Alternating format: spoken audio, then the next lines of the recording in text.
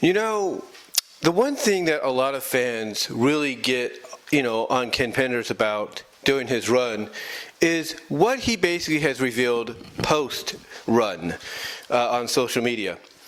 And that is the fact that he had two similar situations planned, out for the characters of Sally Acorn and Bunnie Rabbot.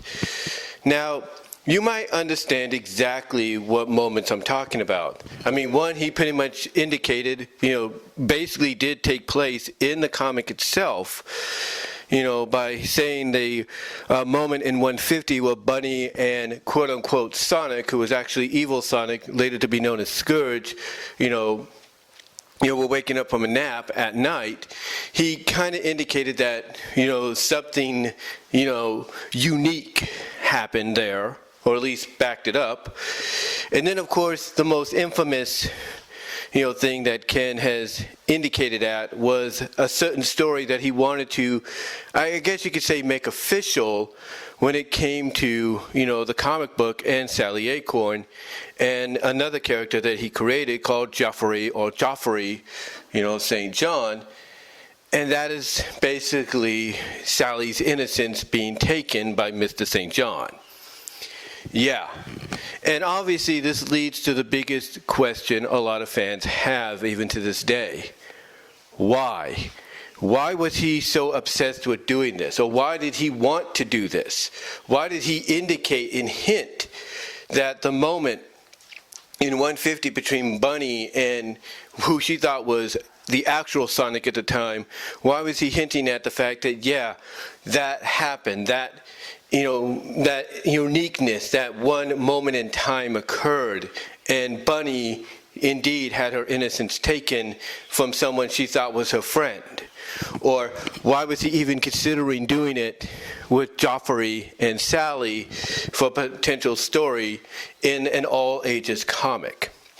Well, I think I know what the answer, I think I may know the answer to that, and it's an answer I've pretty much, and others I feel will pretty much agree with me on, but it's also an answer, like I said, that I've come up with on several occasions.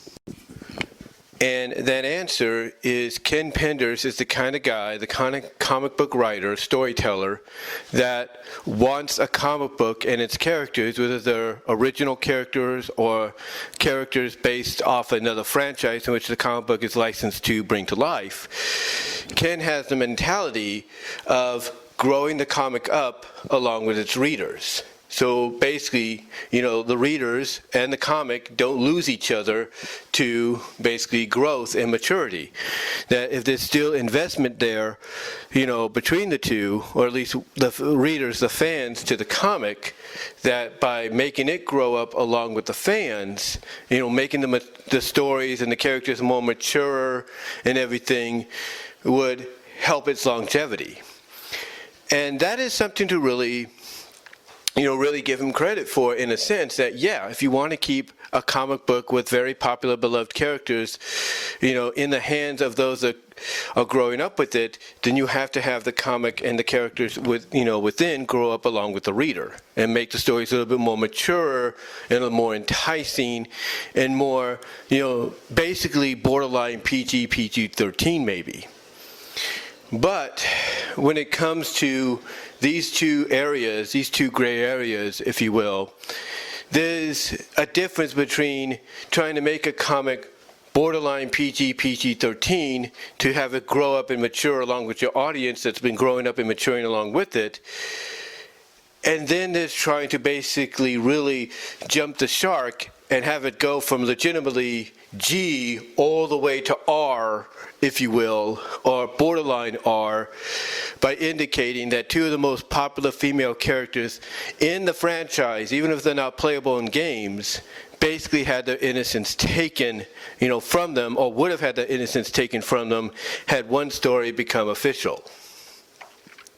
And to me, I think that's why Ken wanted to go this route. He wanted to basically say, hey, even a licensed comic like Sonic, and by extension the Knuckles comic, if you will, not Universe, that was under Ian Flynn, but by extension the main Sonic comic, its various spin-offs, and even the Knuckles comic, which ran for almost 40 issues, that basically they cannot be, I guess you could say, limited to being all ages. That in time, those all ages, if you will, most of the kids are going to grow up and mature and want to move on to more mature stories and mature comic books. So why not have the comic book that they're growing up with do the same thing?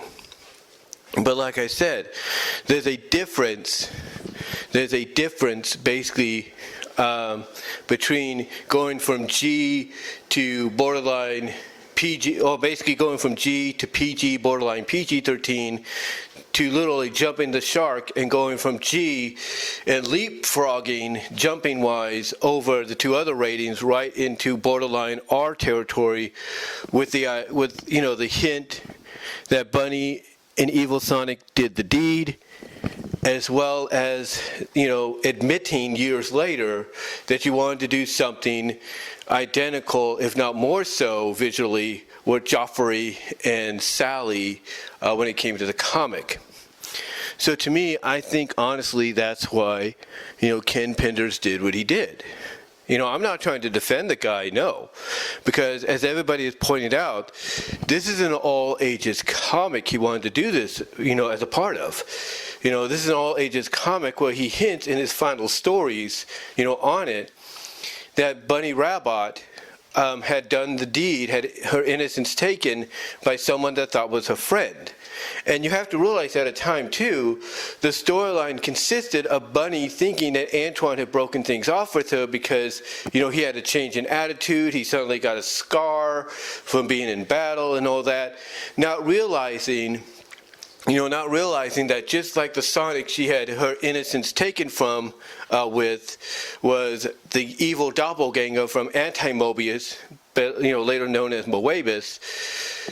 She didn't know or realize that the Antoine that had the scar, had a change in attitude, had broken things off with her, was also the evil doppelganger of her Antoine, of the real Antoine from Anti-Mobius Moebius, sent there by Anti-Sonic, later known as Scourge, because Patch, as he would be known later on, wanted to get rid of Evil Sonic Scourge because he and the other Suppression Squad, Suppression Squad, Anti-Freedom Fighters were sick and tired of Evil Sonic, aka Scourge's jerkiness and self-centeredness, and basically like, hey, it's all about me and nobody else kind of deal.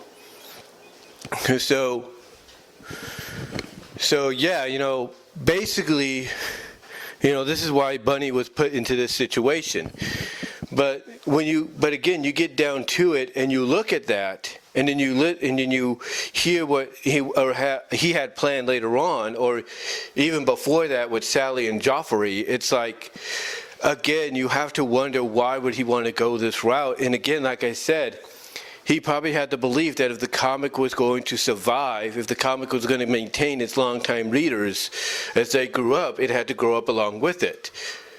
But as I mentioned, there's a difference, from taking it step by step from G-rated to PG-rated to borderline PG-13 to literally going from G and leapfrogging over to borderline R was what he wanted to do, or even hinted at.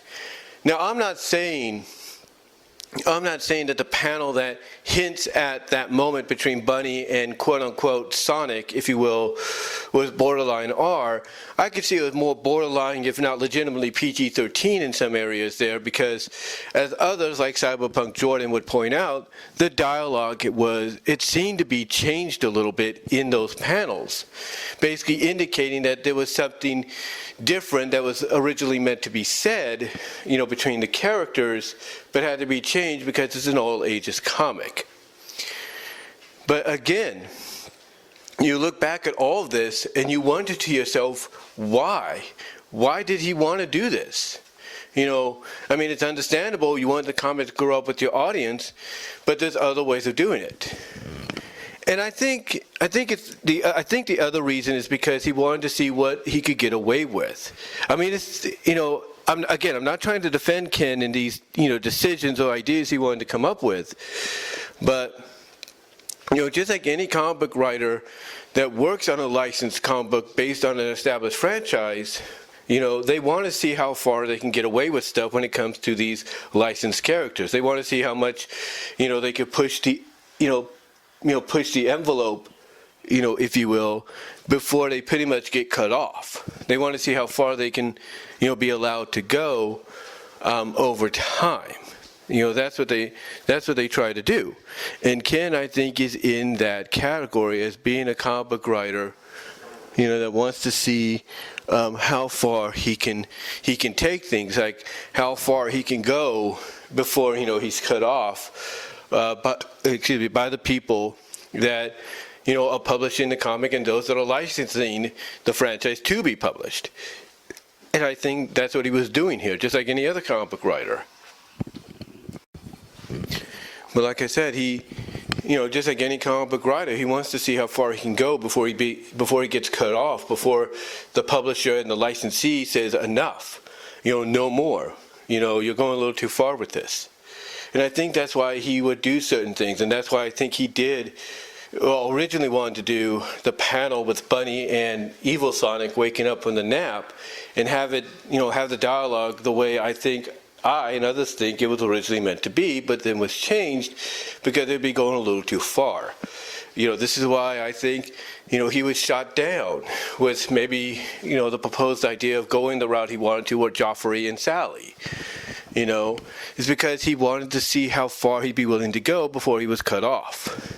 I think this also led to the fact that he was let go. It wasn't just because of the behind-the-scenes issues and all that, with Sega and all of them, and Archie and all that. No. I think it's mainly because of the fact that he wanted to basically do more with the comic, do more with the characters than he was allowed to do with before they basically said, no, we're not letting you do that. We're not letting you go that far with our characters or with this comic, because this is not, an adult comic. This is not a mature comic. This is not a comic that gets a rating of T or M or T plus and all that, that allows you to do a little bit more, have a little more leeway. No, this is an all ages comic based on an all ages franchise, and the characters along with it. So I think that may have been part of what caused him to leave. Wasn't because of behind the scenes reasonings, and all that. I think it's because they wouldn't allow him to do what he wanted to do any further than he was hinting at in certain areas.